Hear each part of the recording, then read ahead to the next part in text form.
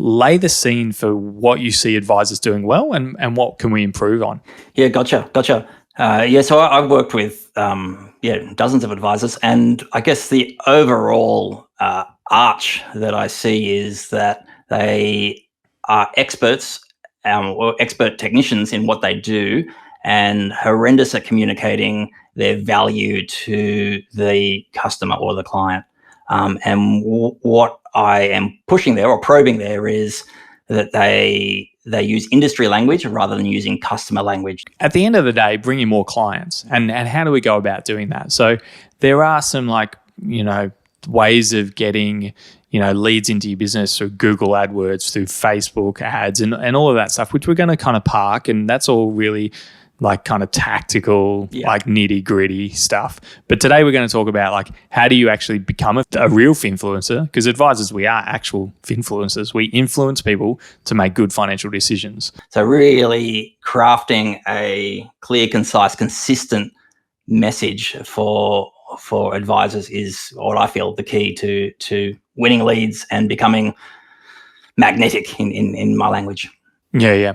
So, for me in my business, the one way I did that is when we started working together, the reason we did that is because I went from a very generic financial planning, doing everything for everyone and doing nothing for everyone, to being very niched in terms of the service and offering. And anyone who's listened to this podcast for more than 5 seconds will know that I'm very passionate about advisors nailing one area of advice or nailing one, niching into one area. Do you feel like that's important when branding and communicating the right message, that advisors should be kind of niched into an area or working with a specific client? Or do you feel like we can be broad but still have a really clear, concise message? I think it's a great question, and I've wrestled that in my own business, and I've debated this with hundreds, if not thousands of people. The easiest way to be referable is to be niched. And that is that people know what you solve and who you solve it for. So to be general, you can be general, but you need to then be massive so that people know who you are. Even Nike is niched, even Apple is niched. So the idea of not being niched, I feel, is a redundant concept. Because we just niche in insurance, we kind of know what the conversation will be in the advice meeting. The level of cover, the insurance provider, all of that will be different and tailored. But a lot of it, life insurance, well, every client needs to know that. So we try and inform them before the meeting. And we're just trying to think about how do we build in all of those, how do we answer all these questions before the clients even ask it? It's so good. You're totally on the right path there. One, it builds trust and authority and clear communication. It builds a reassurance that it's a safe process, that Phil knows what he's talking about, that, I'm in a good, safe, trusted place. And these are all pieces that we get to be proficient on in not just getting leads or not just marketing, but as I said, it comes back to empathy and communication and being human. Just make sure that people know where they're at and what you're up to and what's next. Yeah, and that's it. And it's so funny when you go to other businesses and you realize when the person who's in that business doesn't lead you well, and you're like, well, if you go to a restaurant, they're like, yep, go grab a seat. And you're like, okay, am I meant to sit? Where, am I choosing any table or where am I meant to go? But if they go, okay, come with me, I'll lead you to the table, you feel so much more comfortable.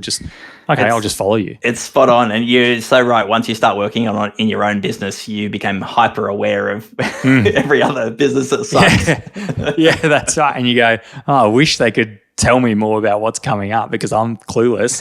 They're the expert. Tell me what's going on. Yeah, and you're like, actually, we need to do that better in our business. Yeah, it's totally. A lot of that is a mirror. Yeah, you can hold that up and be like, oh, yes, you suck at that too. Yeah, that's right. Again, good lesson in marketing. People may not be on your level of knowledge to communicate to them. Yeah. What is rock fishing? I don't think I've ever heard that one. So thanks, Phil. Yeah.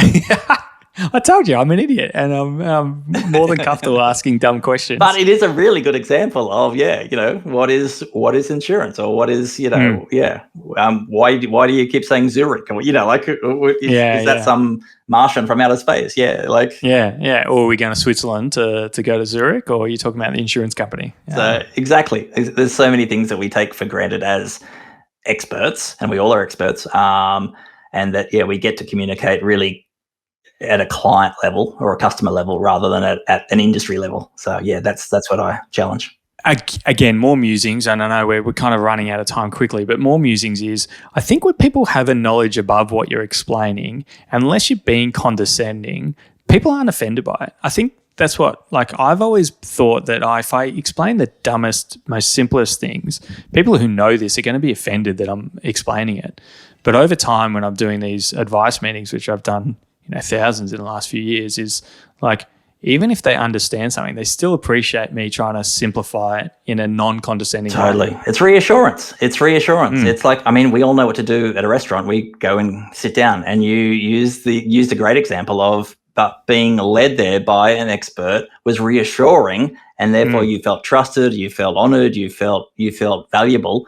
And that is all part of the process that we get to do with our clients to make sure that they feel reassured that they're in a safe space.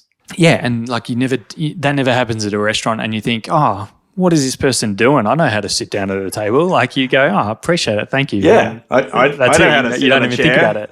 Yeah, that's it.